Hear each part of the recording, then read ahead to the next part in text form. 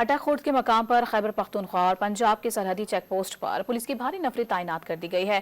Police کی جانب سے گاڑیوں کے سخت چیکنگ کا سلسلہ بھی جاری ہے، جبکہ ہیوی ٹریفک کے داخلے پر پابندی عائد کر کے قافلوں کو روکنے کے لیے کنٹینرز بھی پہنچا دیے گئے ہیں۔ کیا صورتحال ہے، جانیں گے ڈان نیوز کے نمائندے پرویز خان سے۔ پرویز بتائیے۔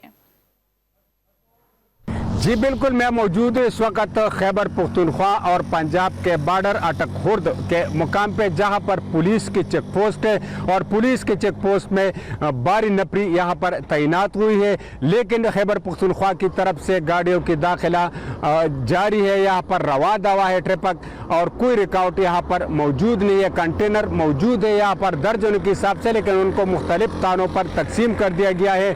چچ انٹرچینج کے مقام پر موٹر وے کو کنٹینرز کے ذریعے بند کر دیا گیا ہے۔ جو امبار انٹرچینج ہے وہاں پر بھی کارکنوں کی آمد کا سلسلہ شروع ہے، لیکن وہاں پر سرکاری مشینری رات سے وہاں پر موجود ہے۔ جو فائر بریگیڈ کے درجنوں گاڑیاں، اسی طرح جو 1122 کی ایمبولینس گاڑیاں اور ٹیم اے کی گاڑیاں وہاں پر موجود ہے۔ باریک جو کرین ہے وہ بھی ہے، ایکسکیویٹر بھی موجود ہے۔